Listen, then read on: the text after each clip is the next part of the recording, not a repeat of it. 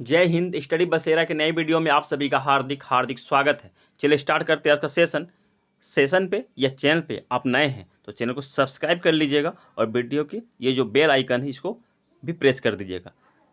और वीडियो अगर पसंद आता है तो वीडियो को लाइक और शेयर भी करते चलिएगा। चलिए स्टार्ट करते हैं आज का सेशन। आज के सेशन का जो पहला प्रश्न है, भौतिकी के क्षेत्र में नोबेल पुरस्कार प्राप्त करने वाले पहली महिला कौन है? यह महिला की बात की जा रही है, पहली महिला प्राप्त करने वाली भौतिकी के क्षेत्र में यानी कि फिजिक्स के क्षेत्र में।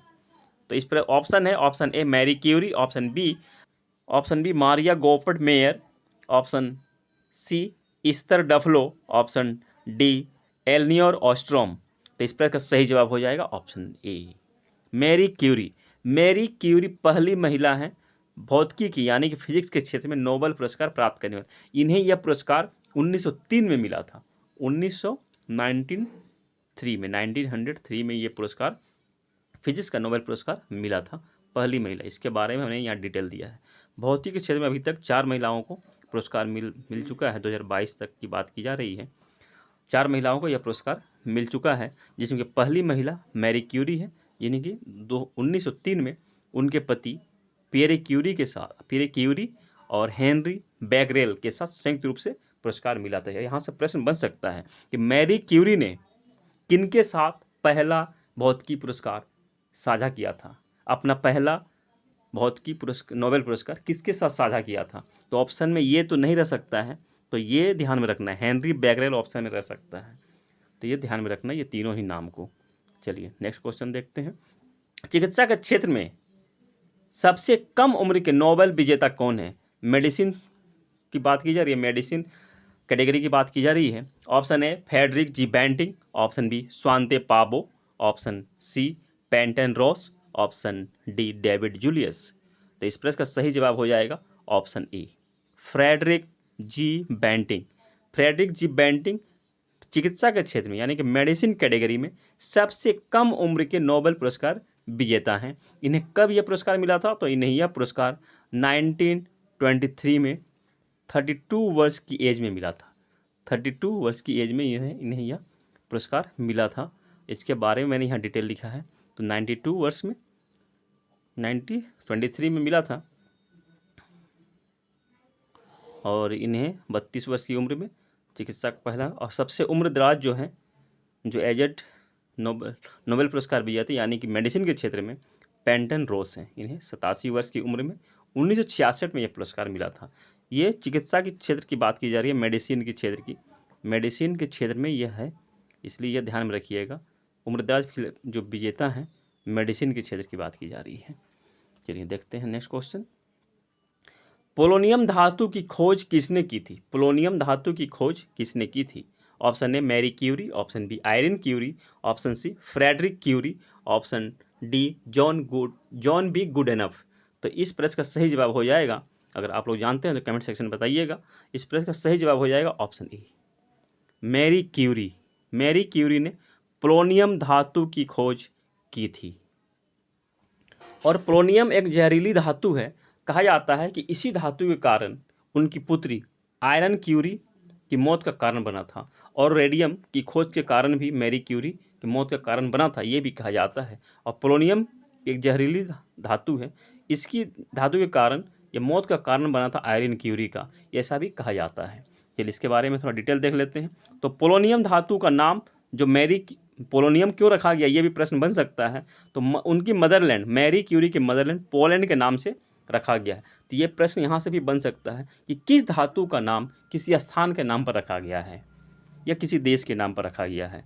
तो पोलोनियम का नाम पोलैंड के नाम पर रखा गया है। इसका सिंबल PO होता है, इसका एटॉमिक नंबर 84 है। इसकी खोज कब की गई थी? तो 1898 में, 1898 में। मैरी क्यूरी का जो पूरा नाम है मेरी स्कोलोडोवास्का क्यूरी है, और उनके पति पियरे क्यूरी। इन दोनों ने मिलकर 1898 में यानी कि 1898 में पोलोनियम धातु की खोज की थी, जो कि एक जहरीली धातु है। इसे कहाँ से खोज किया था? तो इन्होंने यूरेनियम का एक अयस्क का पिच ब्लेंड, अयस्क मीन्स होता है ओर, ORE। तो यूरेनियम का ओर है पिच ब्लेंड, इससे ही से पोलोनियम को निकाला गया था। चलिए नेक्स्ट क्वेश्चन देखते हैं।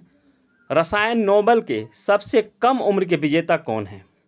रसायन नोबेल के सबसे कम उम्र के विजेता, केमिस्ट्री की बात की जा रही है यहाँ, केमिस्ट्री कैटेगरी की, तो इस प्रकार का सही जवाब हो जाएगा option B, Frederic Joliot Curie.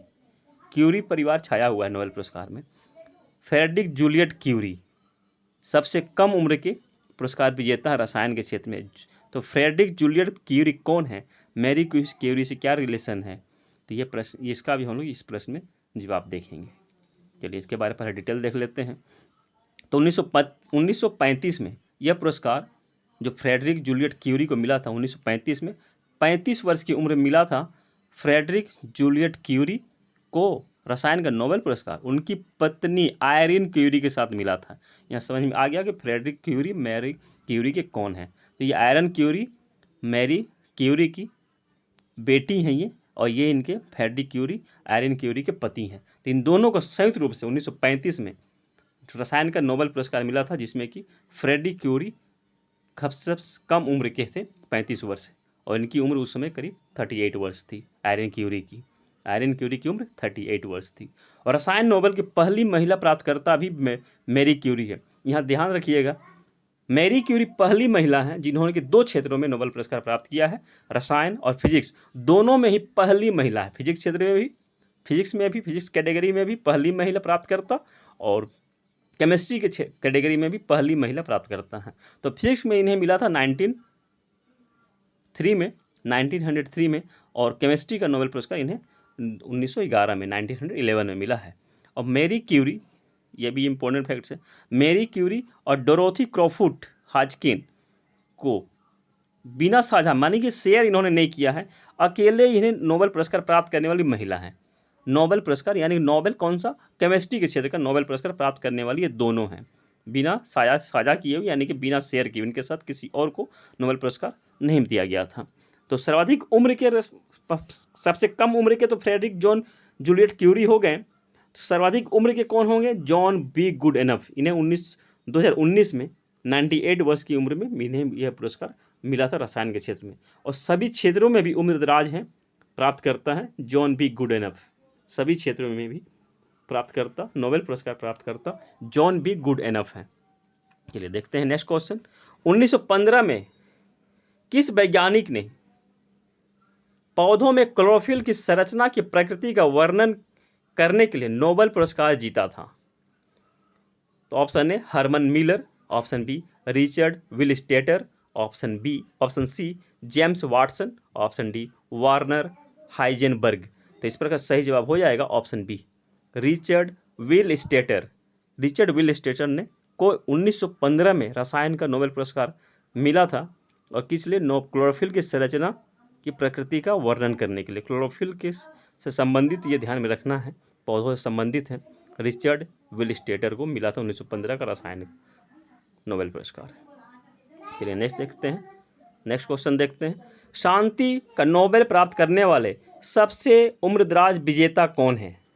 Option A Joseph Rotblat, option B, यहाँ वर्था हो जाएगा, Bertha von Suttner, option C Maria Ressa, option D Henry Dunant. तो इस पर का सही जवाब हो जाएगा ऑप्शन, अगर आप लोग जानते हैं तो कमेंट सेक्शन में बताइए इसका आंसर। तो इसके फर्स्ट का सही जवाब हो जाएगा ऑप्शन ए, जोसेफ रॉट ब्लैट। सबसे उम्रदराज शांति के क्षेत्र में जो प्राप्त करता है जोसेफ रॉड ब्लैट है।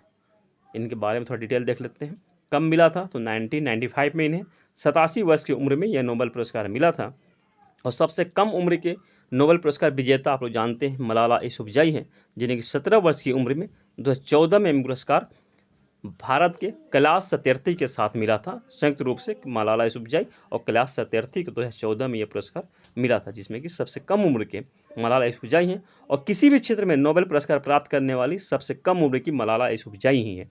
जिस तरह से किसी भी क्षेत्र में सबसे उम्रदराज गुडएनफ हैं, जिन्हें कि रसायन के क्षेत्र में पुरस्कार मिला था, सभी क्षेत्रों में सर्वाधिक उम्रदराज व्यक्ति जॉन बी गुडएनफ है, उसी तरह किसी भी क्षेत्र में नोबेल पुरस्कार प्राप्त करता सबसे कम उम्र के मलाला यूसुफजई हैं।